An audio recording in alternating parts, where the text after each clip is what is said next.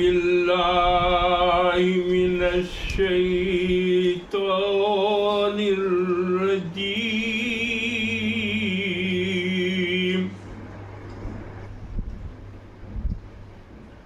بسم الله الرحمن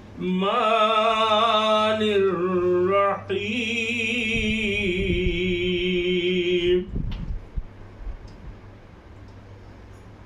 حکم ہے کہ جب کہ قرآن کی تلاوت کی جائے تو اس سے پہلے اعوذ پڑھ لیا جائے. اعوذ یہی ہے جو ہم نے ابھی پڑھا کہ اے اللہ شیطان مردود کی شر سے اپنی پناہ میں لے لی ہے کہ اللہ ہم آپ کی پناہ میں آ رہے ہیں شیطان کی شر سے. شیطان کو حکم ہے وہ بہکاتا رہتا ہے. جب یہ پڑھ لیا جائے گا اعوذ پڑھ لیا جائے گا تو شیطان بہکائے گا نہیں. اور دوسرا ہے کہ کوئی کام شروع کرنا چاہیے تو بسم اللہ الرحمن الرحیم پڑھنا چاہیے. اللہ کے نام سے شروع کرنا چاہیے. اللہ کے نام سے شروع جو بڑا مہربان نہایت رحم والا ہے. اب ہم لوگوں نے سورہ قمر کی 2 رکوع ترجمہ تفسیر کے ساتھ سن چکے تھے. آج اللہ کے فضل و کرم سے ہم لوگ سورہ قمر کی تیسری رکوع آخری رکوع ہے. یہ 3 ہی رکوع اس میں تھا, 2 ختم کر چکے ہم لوگ پڑھ چکے اور اس کو ترجمہ تفسیر دونوں لوگ جائیں. یہاں ہم لوگوں نے پچھلے اس میں شروع کیا تھا وہ قصہ بیان کیا جا رہا تھا پیغمبروں کا جن کی قوم پر عذاب نازل ہوا. تو ہم لوگوں نے نوح علیہ السلام, لوط علیہ السلام اس سب کا ذکر ہم لوگوں نے, سمود علیہ السلام, اب یہ صالح, قوم سمود, سب پر عذاب نازل ہوا. تو عذاب نازل ہونے کی وجہ کیا تھی؟ تو قریش وہ اللہ کی رسول کی بات نہیں مان رہے تھے, قرآن کو نہیں مان رہے تھے, اللہ کو بھی نہیں مان رہے تھے, انکار کر رہے تھے. تو یہ جو قریش کے لوگ تھے اپنے کو بہت بہادر اور بڑے طاقتور سمجھ رہے تھے اپنے کو, اور یہ کفار تھے. یہ اللہ پر ایمان نہیں لائے, رسول پر ایمان نہیں لائے, کتاب پر ایمان نہیں لائے. تو یہ مسلمان نہیں تھے, کفار تھے. کچھ لوگ تھے جن کو اللہ کو بھی مانتے تھے اور وہ بت کی بھی پوجا کرتے تھے, اس کو بھی مانتے تھے کہ وہ بھی جو ہے شریک ہے. یہ لوگ مشرک کہلائے. تو کفار و مشرکین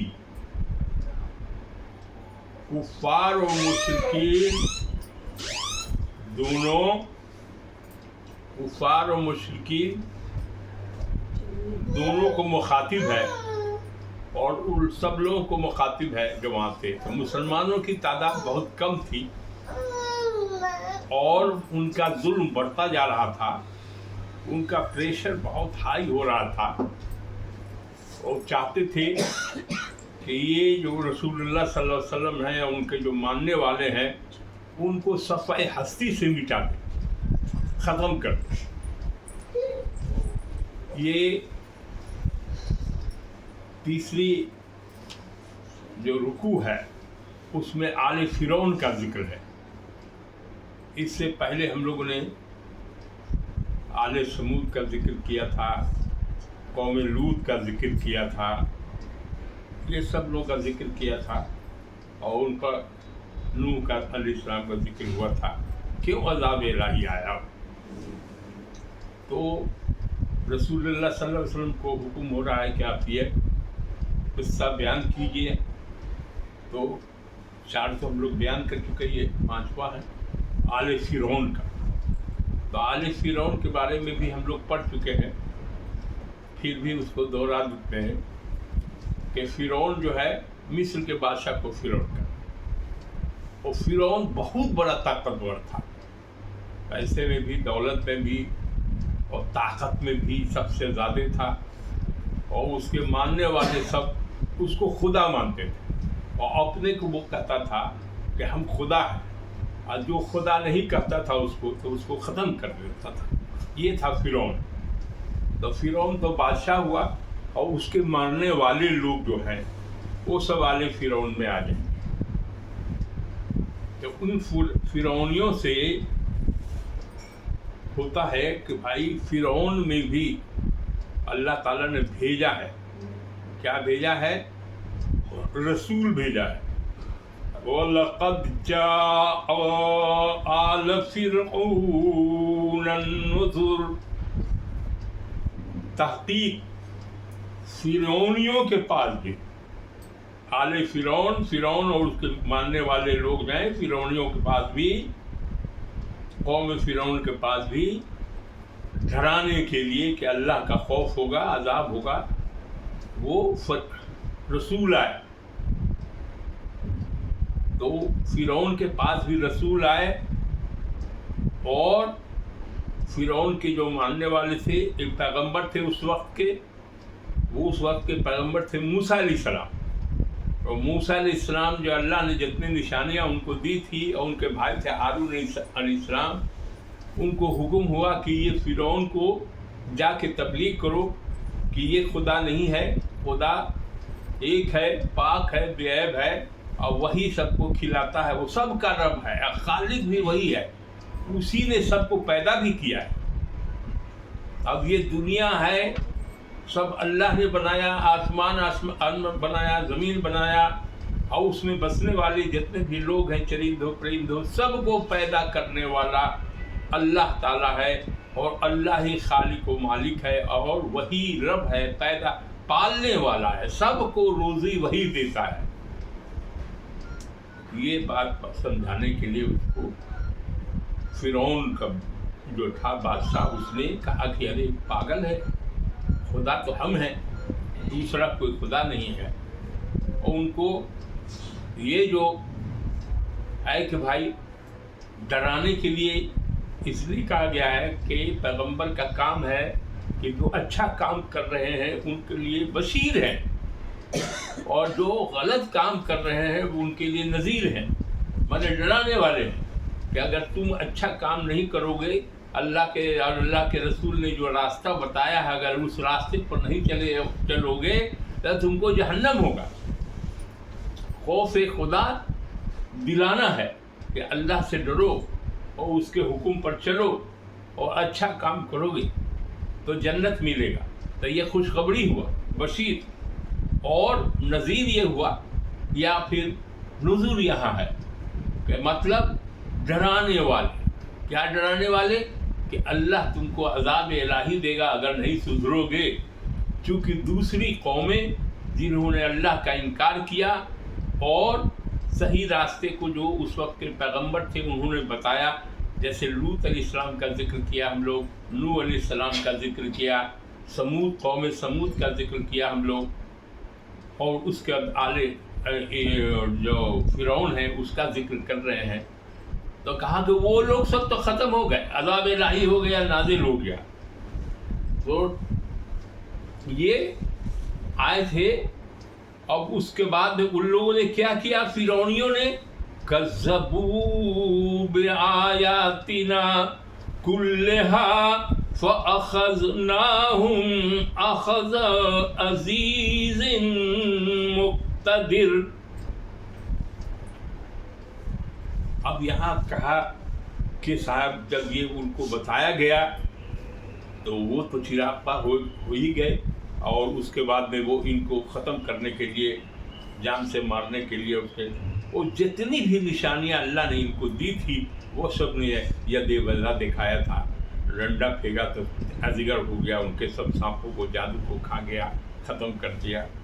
بہت ساری نو نشانیاں تھیں، سب نشانیوں کو دکھایا انہوں نے، اور اس کے بعد میں ان لوگوں نے نہیں مانا، اور الٹے یہ جو پیغمبر تھے موسیٰ علیہ السلام اور ان کے بھائی تھے ہارون علیہ السلام، وہ سب تبلیغ کے لیے گئے تھے موسیٰ علیہ السلام کو جو ہے سب کو اللہ نے بچا لیا، اور یہ جو فرعون تھا اس کو دریائے نیل میں غرق کر دیا، پوری فوج کے ساتھ اس کا جتنا تھا سب ہو گیا، اس کا خاتمہ ہی ہو گیا۔ لیکن عبرت کے لیے ان کی لاش کو ابھی تک وہ میوزیم میں رکھا ہوا ہے، وہاں مصر میں جو پیرامڈ ہے اس میں ایک پیرامڈ میں اس کی لاش ابھی تک بچی ہوئی ہے عبرت کے لیے۔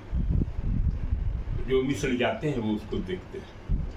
تو یہ اللہ تعالیٰ فرماتا ہے کہ فرعون کو ڈرانے کے لیے، فرعون کو تبلیغ کرنے کے لیے ہم نے بھی رسول بھیجا، وہاں بھی رسول بھیجا، لیکن قریشیوں سے کہا کہ ان کی جو فوج تھی یا وہ تھے بڑے طاقتور لوگ تھے، انہوں نے اس کی بات کو نہیں مانا، اور جتنی بھی نشانیاں دکھائی وہ سب نشانیوں کو، آیات کو، کذبوا بآیاتنا کلھا فأخذناہم اخذ عزیز مقتدر، اس نے نہیں مانا۔ جب نہیں مانا سب کو جھٹلا دیا، کذبوا مانے جھٹلایا، سب کو جھٹلا دیا، کلھا مانے سب کچھ، فأخذناہم تو ہم نے کیا کیا، ایسی پکڑا اس کو جیسے کوئی صاحب قدرت اب اس سے بھی پاورفل جو ہے وہ پکڑتا ہے، ویسے ہی ہم نے اس کا حال کر دیا،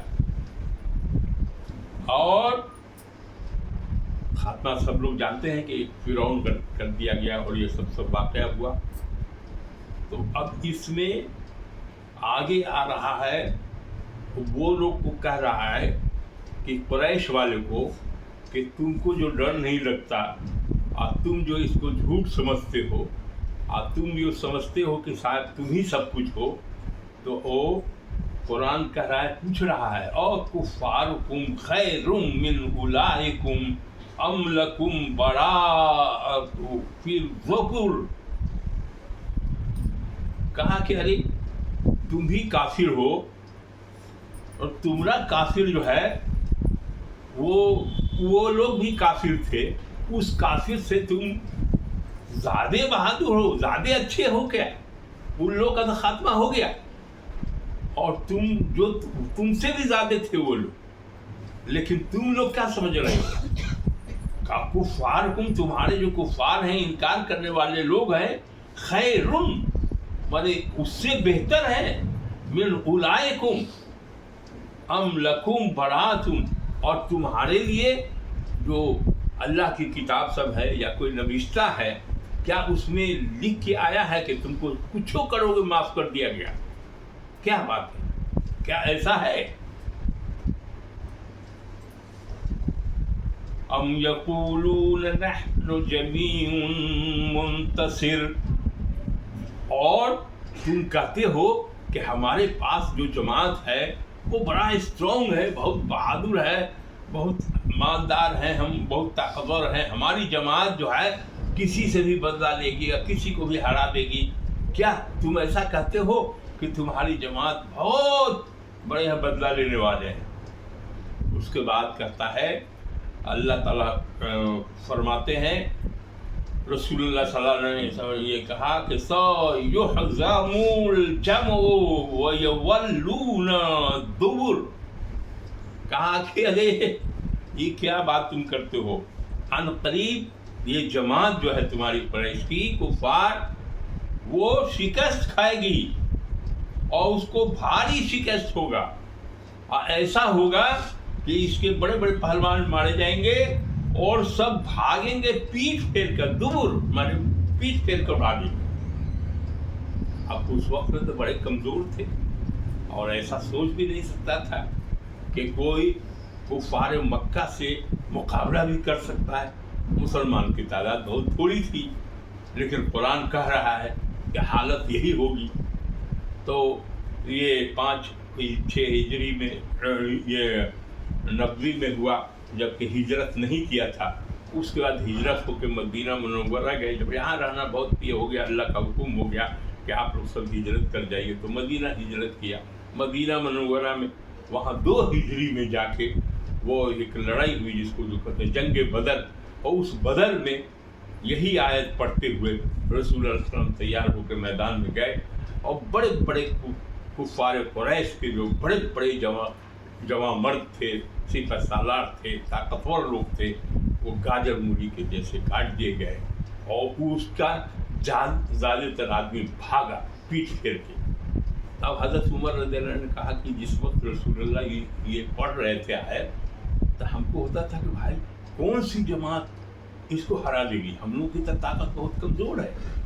लेकिन ये पेशनगोई जो है वो जंग बदर में हमने अपनी आंखों से देखा, और यही आयत जो है पढ़ के सयहज़ुमू कि पीठ फेर के भागेंगे, अनकरीब शिकस्त खाएगी।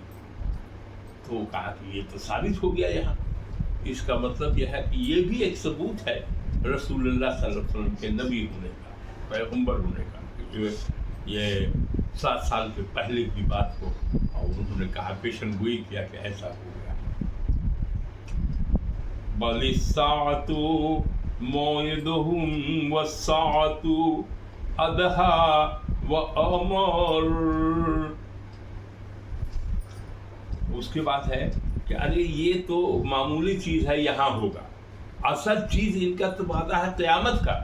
ये क़यामत जब होगी तो क़यामत में इन लोगों का हिसाब किताब होगा, और हिसाब किताब होगा तो सब गलत ही काम कर रहे हैं, अल्लाह का इनकार करिए नहीं, तो इन लोगों को घसीट के जहन्नम में ले जाया जाएगा। असल तो क़यामत के दिन का होगा, यहाँ जो हुआ तो हुआ, और वहाँ जो है तो घसीट के मुंह के बल आग में ले जाया जाएगा। ये होगा कब होगा? तो जब क़यामत आएगी तब होगा। क़यामत के बाद हशर के मैदान में ये फैसला होगा। इन्नल मुजरिमीन फी दलालिन व सुऊर। कहा कि भाई वो आधा वो अमर कि हमारे क़यामत की तो घड़ी बहुत सख्त होगी, बहुत तल होगी। बेशक मुजरिम गुमराही और जहालत में है, और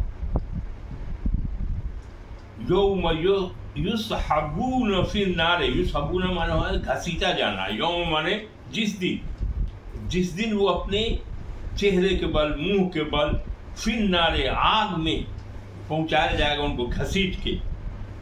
वजूहिहिम अपने मुंह के बल घसीट के उनको जहन्नम में पहुंचाया जाएगा। ज़ूक़ू मस्स सक़र। सक़र कहते हैं जहन्नम को। कहा है कि भाई तुम चखो मज़ा जहन्नम का। इन्न कुल्ल शैइन खलक़नाहु बिक़दर। बेशक हमने हर शय को एक अंदाजे के मुताबिक पैदा किया। अब इसमें हम कुछ हदीस और कुछ कुरान के है उसके मुतालिक बताते हैं कि अभी तक यहाँ तक में इसकी तफसील बताते हैं कि अल्लाह ताला ने फ़िरौन और फ़िरौनियों के पास मूसा अलैहिस्सलाम को भेजा। यही पैगंबर आए उनको समझाने के लिए फ़िरौन को। वो उन्हें आसान ज़मीन के खालिक अल्लाह वाहिद की बंदगी की तरफ बुलाए, और अल्लाह ने उन्हें अपनी सदाकत के असबाब में बहुत निशानियाँ दी, जिसके तफसील में आ गई है। मूसा और हारून गए, सब लोग गए। फ़िरौन अपने क्रूर किब्र व गुरूर के नशे में इन सब का इनकार करता चला गया, मैंने झुठला दिया, और अल्लाह की वहदानियत और उसकी अबूदियत का इकरार करने की उसे तौफीक ही नहीं। तब क्या हुआ? बिलाखिर अल्लाह ताला ने उसके ऐसी सख्त गिरफ्त की जिससे दुनिया की कोई ताकत उसे बचा न सकी, कुफार को। इसलिए कि अल्लाह कादिर मुतल्लक है, हस्ती है, कोई उस पर गालिब नहीं आ सकता है, अल्लाह ही सब पर गालिब आएगा। तो उनका नशा टूटा। दूसरा है अल्लाह ताला ने कुफार कुरैश से कहा कि जिन कौमों का जिक्र हुआ है, जिन पर हमारा गज़ब नाजिल हुआ, क्या तुम अहले कुफ्र माने उधर लूत की कौम को, नूह अलैहिस्सलाम की कौम को, अबू सालेह समूद की कौम को, सबको अज़ाब इलाही नाजिल होता गया, और वो लोग कौम बर्बाद होती गई, उसके खंडर खाली बच गए। तो कहा कि तुम लोग काफिर लोग हो, क्या उस काफिर से तुम ज़्यादा ताकतवर हो? हाँ, तुम्हारा बेहतर है क्या? तुम्हारी कौम उससे बेहतर है क्या? اور دوسرا ہے کہ ان قوموں پر ہمارا عذاب نازل ہوا تو سب ختم ہو گئے. اللہ نے کسی بھی کیا تمہاری برات لکھ دیا کیا کہ معافی تم کچھ کرتے رہو گے اللہ کچھ نہیں کرے گا؟ ایسا معافی لکھا ہوا کیا کسی رشتے میں کسی کتاب میں؟ اگر کفار قریش میں بات میں مبتلا ہیں ان کی جماعت اتنی کثیر طاقتور ہے کہ کوئی ان پر غالب نہیں آ سکتا ہے تو میدان جنگ میں پیٹ پھیر کے یہ بھاگے گا اور یہ قتل ہوگی، ہار ہوگی، شکست ہوگی. یہ پہلے ہی کہا جا رہا ہے. اب سب لوگوں میں حضرت عمر فاروق رضی اللہ کا ذکر ہے کہ ان کو ہوا کہ بھائی ہم تو بہت کمزور ہیں، اب کون سی جماعت آ گئی جو اس کو ہرا دے گی اور یہ پیٹ پھیر کے بھاگے گا؟ تو وہ مفسرین لکھتے ہیں کہ یہ سورت مکہ میں نازل ہوئی تھی، لیکن جب یہ مدینہ منورہ وہاں گئے اور سن 2 ہجری میں بدر کے میدان میں امام بخاری نے ابن عباس رضی اللہ عنہ سے روایت کی ہے کہ نبی کریم صلی اللہ علیہ وسلم نے میدان بدر میں پورے اللہ کے ساتھ اپنے رب سے مسلمانوں کی کامیابی کے لیے دعا کی، پھر اپنے سینے سے دست لگا کر اس سورت کی یہی دونوں آیتیں پڑھتے ہوئے نکلے.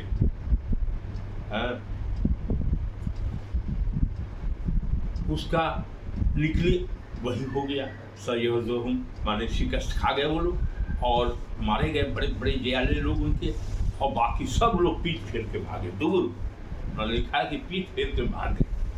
تو یہ واقعہ ہوا، یہ بخاری شریف میں آیا ہوا ہے، اس کا ذکر بھی آیا ہوا ہے. تب انہوں نے کہا. اس کے بعد ہے کہ اللہ تعالیٰ کو اب آگے سب سے بڑی چیز ہے تقدیر پر، وہ ہم بتائیں. وہ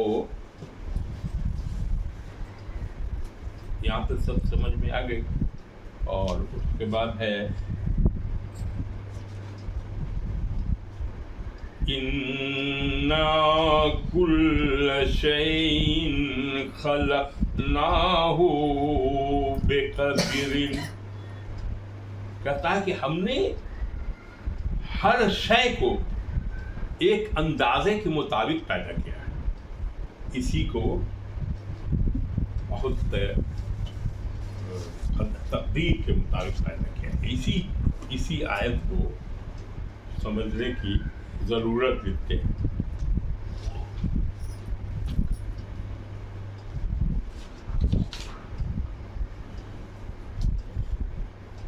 اللہ تعالیٰ کو اپنی مخلوقات پیدا کرنے سے پہلے اب ہر آدمی جو پیدا ہوا ہے، جتنا بھی پیدا ہوگا قیامت تک کے سب آدمی کی تقدیر کو لوح محفوظ میں لکھ دیا گیا کہ تمہارے ساتھ کیا ہوگا، ہمارے ساتھ کیا ہوگا. یہ پوری دنیا کے سارے ہندو مسلمان یہ وہ سکھ عیسائی جو بھی پیدا سب تو اس کا بندہ ہے، سب کی تقدیر کو وہاں لکھ دیا گیا جو کچھ بھی ہوگا. اور وہی پیدا ہونے کے 50,000 سال پہلے ہی لوح محفوظ میں لکھا گیا. اسی کے بارے میں لکھا ہوا ہے کہ اب انسان جو ہے تقدیر کو مانے یا نہیں مانے، کیا کرے. تو اس کا ذرا تفصیل سے سب سننے کے ہے کہ تقدیر کے مطابق ہی پیدا ہوا ہے. آئیے دنیا کی بھی تقدیر ہے. تقدیر یہ ہے کہ ابھی دنیا ہے، ایک وقت آئے گا قیامت آئے گی، یہ دنیا بھی ختم ہو جائے گی. اس کا بھی ہمیشہ رہنے کا نہیں ہے، کوئی چیز نہیں رہے گا. تقدیر سب کی بنائی ہے کہ اتنے سے اتنے وقت تک رہے گا اور اس کے بعد ختم ہوگا. آدمی ہے، بچہ ہے، جوان ہوگا، بوڑھا ہوگا اور اس کے بعد مر جائے گا، ختم ہو جائے گا. سب کی تقدیر لکھی ہوئی ہے. اب کب کیا ہوگا، کیسے ہوگا، کس کو بیچے گا، یہ بھی لکھا ہوا ہے. یہ لوح محفوظ میں سب لکھا ہوا ہے اور وہی 50,000 سال پہلے سے لکھا ہوا ہے سب کا جیسے پیدا ہوگا. اسی تقدیر کے بارے میں ہے کہ اللہ تعالیٰ کو اپنی مخلوقات پیدا کرنے سے پہلے ان کا پورا علم تھا اور ان کی تقدیر پر لکھ دی تھی. کوئی چیز بھی اللہ تعالیٰ کے سابق تقدیر و علم کے بغیر وجود میں نہیں آتی. ہر چیز کا علم اس کے واقع ہونے سے پہلے ہی लौह महफूज में मकतूब है, लिखा हुआ है। इस तकदीर इलाही में ये भी है कि वो मुजरिमीन को सज़ा देने के लिए जहन्नम पैदा करेगा और सालिहीन को उनके नेक अमाल का बदला देने के लिए जन्नत पैदा करेगा। तो जन्नत और जहन्नम दोनों पैदा किया अल्लाह ने, और चुनांचे उसने जन्नत जो पैदा किया। और कुरान करीम में वादा व वईद के तौर पर उनका जिक्र फरमाया। इसी हकीकत को अल्लाह ताला ने सूरह फुरकान आयत नंबर 2 में यूँ बयान फरमाया है, व खलक़ कुल्ल शैइन फ़क़द्दर तक़दीरा, उसने हर चीज़ को पैदा करके उसकी एक तकदीर मुक़र्रर कर दी है। ये कुरान की दूसरी जगह आयत है, उसमें भी ये लिखा हुआ है। अब आगे हदीस है, इमाम अहमद, मुस्लिम, तिरमिज़ी और इब्न माजा वगैरह ने अबू हुरैरा से रवायत की है कि मुशरिकीन कुरैश नबी करीम सल्लल्लाहु अलैहि वसल्लम के पास आकर तकदीर के बारे में बहस व मुनाज़रा करने लगे। तो इस सूरत की आयत 47, 48, 49 नाज़िल हुई। जिस तरह अल्लाह की तकदीर उनके बंदों में नाफिज होती रहती है, कोई चीज़ उसे रोक नहीं सकती, उसी तरह उसकी मशीयत भी उसकी मखलूक़ात के सिलसिले में नाफिज होती है। कोई शय हायल नहीं होती है। अल्लाह ताला ने इस आयत करीमा में यही बात फरमाई है कि किसी चीज़ के वजूद में आने के लिए उसका एक हुक्म काफ़ी है, कुन फयकुन, हो जाता हो जा। अल्लाह को करने के लिए और कुछ नहीं होगा, तो होगा, तो हो जाता हो जा, ये है। तो इसीलिए तकदीर का इनकार आप नहीं कर सकते। और उसके बाद है, इस आयत करीम में यही बात है फरमाई है कि किसी चीज़ के वजूद में आने के लिए उसका एक हुक्म काफ़ी है, फिर वो चीज़ पलक झपकते वजूद में आ जाती है। अल्लाह ताला ने कुफ़ार कुरैश से कहा कि हमने माजी में तुम्हारे ही जैसे काफिरों को उनके जराइम की वजह से हिलाक कर दिया था। जो तुम लोग कर रहे हो वैसे ही उन लोगों ने भी किया था काफिरों ने, तो उनके साथ भी सबको ख़त्म कर दिया था। उसके खाली निशानात बाकी हैं, कहीं खंडरात हैं, कहीं कुछ है, बताया था पिछले इसमें हम। तो कहा कि तुमको, उसके बाद आगे है कि अल्लाह ताला ने कुरान से कहा, क्या हमने माजी में तुम्हारे ही जैसे काफिरों को उनके जराइम की वजह से हलाक कर दिया था, तो क्या तुम में कोई है जो इनके इबरतनाक अंजाम से नसीहत हासिल करे। तो सोचना चाहिए कि जब गलत काम किया, कुफ्र किया, अल्लाह को नहीं माना, उसके हुक्म को नहीं माना, रसूल को नहीं माना, शरीयत को नहीं माना, उस पर नहीं चला, जो मन में आया अपनी मर्जी का किया, अल्लाह की मर्जी का कुछ नहीं किया, और जो रसूल ने बताया उसको नहीं किया, तो उसका हशर क्या हुआ। उसका हशर हुआ कि सबको अज़ाब इलाही आया, जहन्नम रसीद हो गया, सब खत्म हो गया। उसको निशान बाकी क्या है, वही खंडरात कुछ बचे हुए हैं। जहाँ जहाँ अजाब हुआ वो एरिया है, वहाँ जाके देख सकता है आदमी के अजाब। तो यहाँ फिरौन का है, तो फिरौन का तो पर अजाब और नाजिल हुआ, उसका तो लाश रखा हुआ है। तो वो मम्मी कहते हैं उसको, मम्मी बना के वो कोई जाए मिस्र में, तो वहाँ जाके देख सकता है कि पिरामिड के अंदर उसकी लाश अभी तक रखी, उसे कितना 1000 साल हो गया और उसके अभी तक लाश रखी, अल्लाह ने इबरत के लिए रखी। ये देखो है। अब इसमें कहा गया है, तो क्या तुम में कोई है जो उनके बिना अंजाम से नसीहत हासिल है, कोई नसीहत हासिल करने वाला कि साहब उसके साथ ऐसा हुआ है तो हम भी सुधर जाए, हम अच्छा काम करने वाला, ये है। उसके बाद कहलाता है, और वक्त गुजर जाने से पहले अपनी हालत बदल लेना चाहिए। तो क्या तुम में कोई है जो उनके इब्रात से रद्दार करे और गुनाहों से ताइब हो जाए और अपने माबूद हकीकी के सामने सजदा के लिए सर झुका दे। आदमी को चाहिए जब ये सब सुने कि भाई उसके साथ ऐसा हुआ है तो किसी के साथ भी वही होगा, तब अब है कि जो आदमी है वो अपने को सुधार कर लेना चाहिए। आयत 52 में अल्लाह ताला ने उनकी मज़ीद तंबीह के लिए फरमाया कि लोगों के तमाम झूठे बड़े अमाल फरिश्तों के ज़रिए नामाए हाय अमाल में लिखे जा रहे हैं। अब आप सोचिएगा कि हम कर रहे हैं तो कोई देख नहीं रहा है, नहीं, यहाँ फरिश्ते हैं, करामुल कातिबीन है, एक दाहिने तरफ, बाएं तरफ, جو اچھا کام کرتے ہیں تو داہنے والا لکھ لیتا ہے، اور جو برا کام کرتے ہیں تو بائیں والا لکھ لیتا ہے، اسی کا اعمال نامہ تیار ہوگا۔ ہر چھوٹا بڑا گناہ اس میں لکھا ہوا رہے گا، یہ نہیں رہے گا کہ نہیں لکھا۔ آپ سمجھتے ہیں کہ کوئی دیکھ نہیں رہا ہے، اللہ تو دیکھ رہا ہے، اور یہاں فرشتے ہی بیٹھے ہوئے ہیں آپ کے پاس، تو وہ تو لکھ رہے ہیں۔ تو کہا کہ تمام چھوٹے بڑے اعمال فرشتوں کے ذریعے نامہ میں لکھے جا رہے ہیں۔ آیت 53 میں بھی یہی بات بطور تاکید کہی گئی ہے، انسان کا حقیر سے حقیر عمل بھی، چھوٹا سے چھوٹا بھی گناہ کرتا ہے تو فرشتے اس کو بھولتے نہیں ہیں، ترنت لکھ لیتے ہیں۔ اور سورہ کہف کی آیت نمبر 49 میں اللہ تعالیٰ نے فرمایا وَيَقُولُونَ يَا وَيْلَنَا مَا لِهَٰذَا الْكِتَابَ لَا يُغَادِرُ صَغِيرَةً وَلَا كَبِيرَةً إِلَّا أَحْصَاهَا۔ اس دن مجرمین کہیں گے ہائے ہماری خرابی، یہ کیسی کتاب ہے جس نے کوئی چھوٹا برا گناہ بغیر گھیر کے باقی ہی نہیں چھوڑا ہے۔ امام احمد نے عائشہ رضی اللہ عنہا سے روایت کی ہے کہ رسول اللہ صلی اللہ علیہ وسلم نے فرمایا، رسول اللہ فرمایا کرتے تھے عائشہ ان گناہوں سے بچو جنہیں معمولی اور حقیر جانا جاتا ہے، اللہ کی جانب سے انہیں ریکارڈ میں لانے والے موجود ہیں۔ یہ رسول اللہ نے حضرت عائشہ ام المومنین حضرت عائشہ صدیقہ سے کہا۔ اب یہ ہے کہ ذرا تقدیر کے بارے میں ہم اور کچھ بتا دیں کہ تقدیر کو بہت سے لوگ مانتے ہیں، بہت سے لوگ انکار کرتے ہیں۔ جو انکار کرتے ہیں اس کو فرقہ قدریہ کہتے ہیں۔ اب اس میں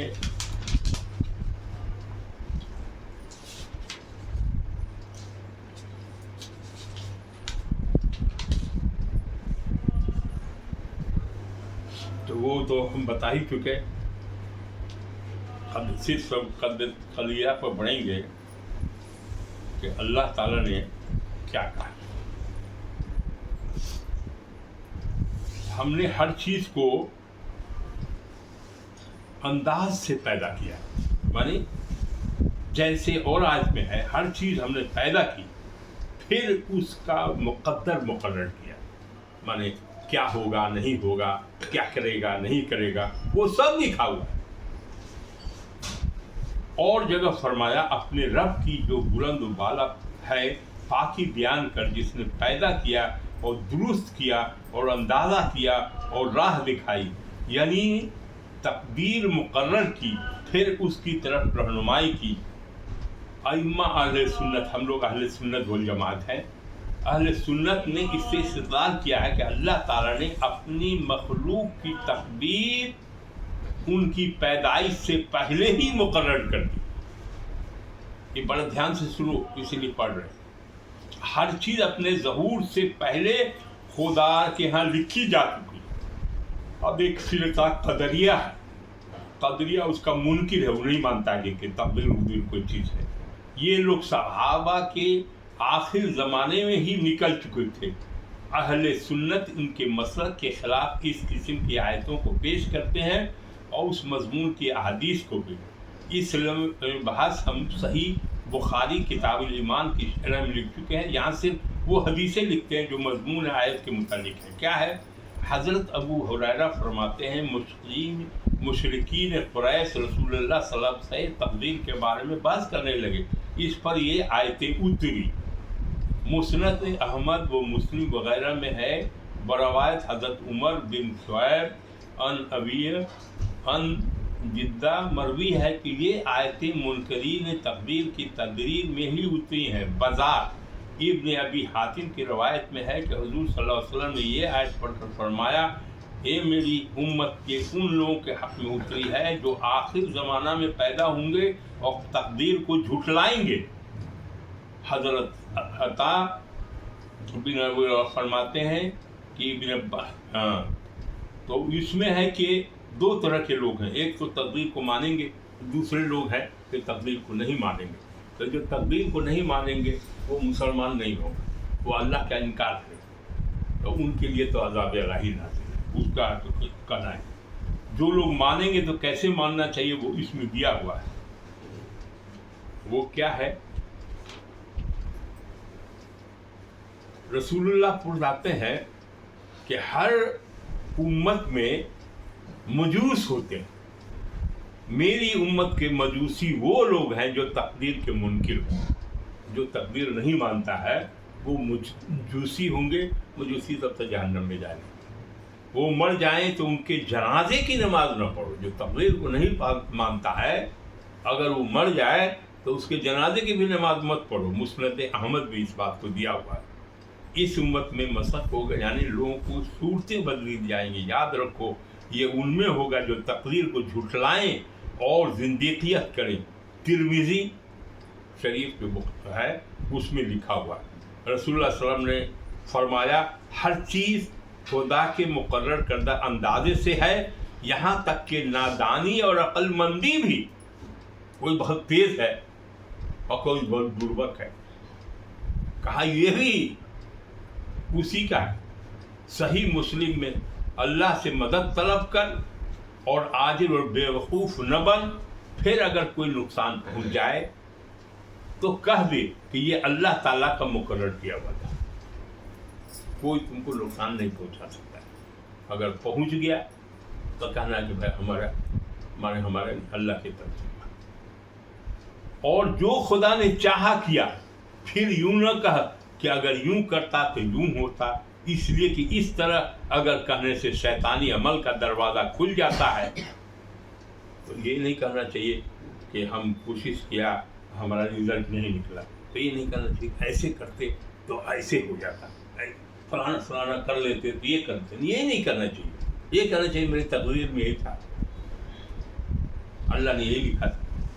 یہ نہیں کہنا چاہیے کہ ہم ایسا کرتے تو ایسا ہو جاتا، اور مقدر میں لکھا تھا جو ہوا اب وہی ہوگا۔ اسی کو آگے اور لکھا ہے اگر تمام امت جمع ہو کر تجھے نفع پہنچانا چاہے، سب لوگ مل جائے اور کہے کہ اس کو فائدہ پہنچائیں گے، اس میں لکھا ہوا ہے کہ امت جمع ہو کر تجھے نفع پہنچانا چاہے جو اللہ نے تیری قسمت میں نہیں لکھا، اگر قسمت میں لکھا ہوا نہیں ہے تو پہنچا نہیں سکتی ہے، کوئی بھی تمہاری تقدیر کو بدل نہیں سکتا۔ یہ آدمی کے ہاتھ میں نہیں ہے کہ آدمی تقدیر میں جو لکھا ہوا ہے اس کو بدل دے، اور جو اللہ نے لکھا ہے، اور اگر سب اتفاق کر کے تجھے کوئی نقصان پہنچانا چاہے اور تیری تقدیر میں وہ نہ ہو تو نہیں پہنچا سکتے۔ اگر ہم کو فائدہ پہنچانا چاہے ساری دنیا بھی، ہماری تقدیر میں نہیں ہے تو سب کوشش کر کے لے آئے گا، آخری وقت میں کچھ ایسا بات ہو جا کر ختم ہو جائے۔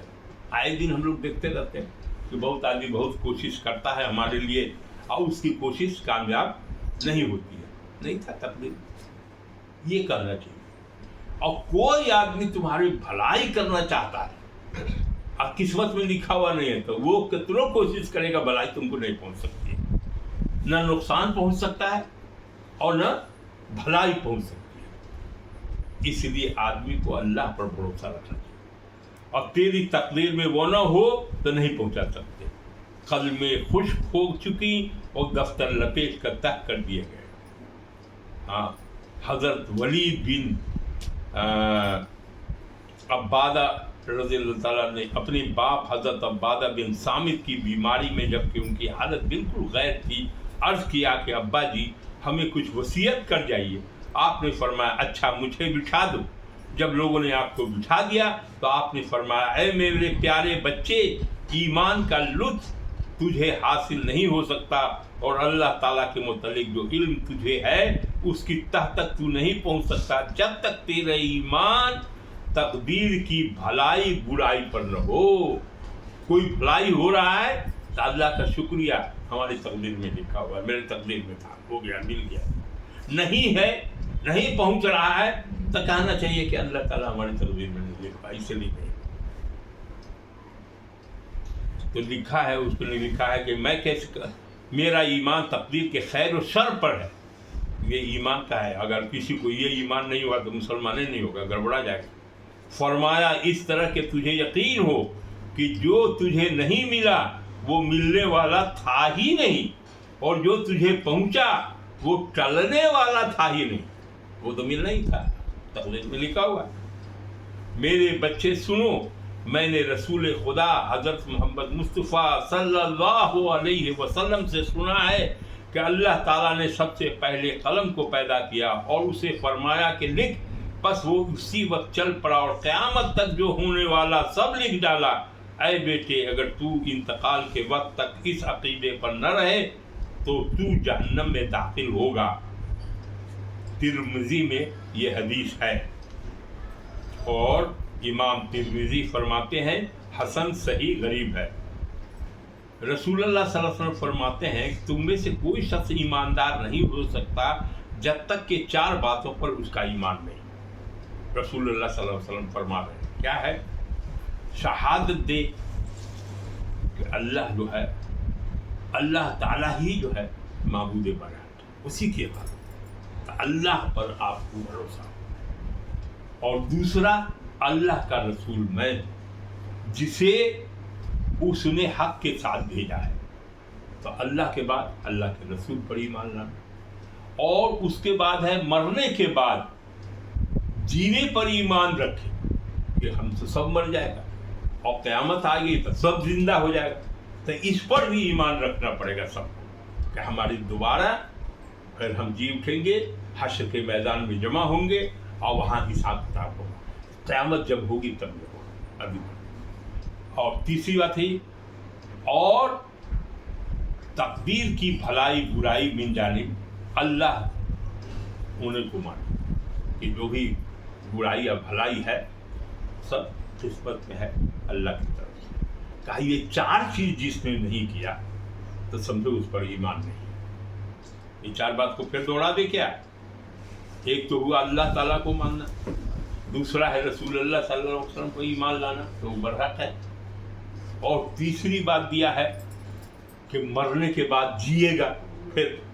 اور کفار لوگ کہتے تھے کہ مر گئے ختم ہو گئے، جینے کا سوال کہاں ہے، حساب کتاب ہوگا. کہ ہم جیوے نہیں کریں گے تو ہوگا کہ یہاں سے ملتے مل گئے ختم. ان لوگوں کا ایمان یہ تھا. لیکن مسلمان کا ایمان کیا ہے کہ قیامت آئے گی، ہم اٹھیں گے، حشر کے میدان میں جمع ہوں گے، حساب کتاب میں رہو گے. یہ ہے. تو مرد کے جینے پر اگر ایمان نہیں ہے تو مسلمان نہیں ہوگا وہ کرنا. اور چوتھی بات ہے کہ تقدیر کی بھلائی برائی من جانب اللہ ہونے کو مانے. یہ ترمذی وغیرہ میں سب نے حدیث میں دیا ہوا ہے. یہ 4 چیز کو یاد رکھنا ہے. صحیح مسلم میں ہے اللہ تعالیٰ نے زمین و آسمان کے پیدائش سے 50,000 برس پہلے مخلوقات کی تقدیر لکھی جبکہ اس کا عرش پانی پر تھا. امام ترمذی رحمۃ اللہ نے اسے حسن صحیح غریب کہتے ہیں.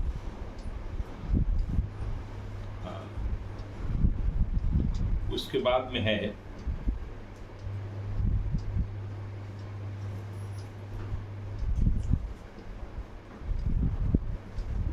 کہ حضور صلی اللہ علیہ وسلم فرماتے ہیں صغیرہ گناہ کو بھی ہلکا نہ سمجھو، خدا کی صغیرہ کہتے ہیں چھوٹے گناہ، خدا کی طرف سے اس کا بھی مطالبہ ہونے والا ہے.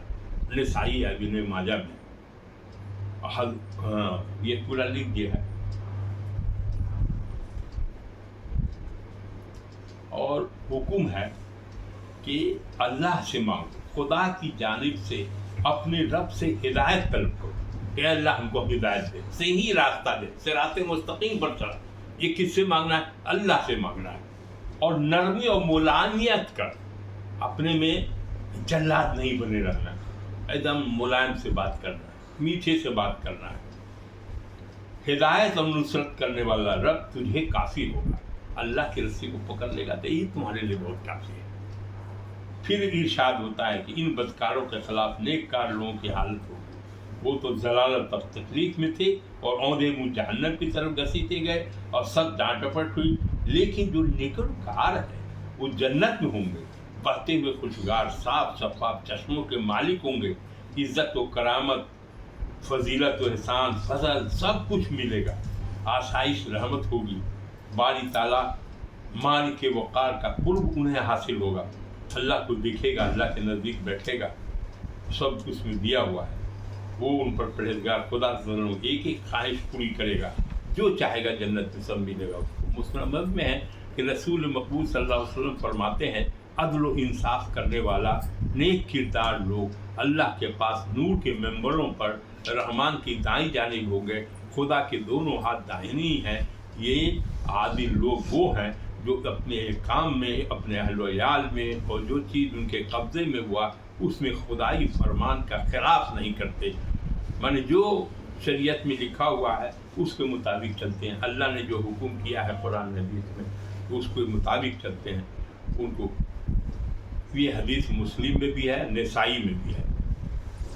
تو یہ ایک طرح سے آخری آیت ہم نے چھوڑ دیا تھا کہ یہاں سب سمجھ میں آیا۔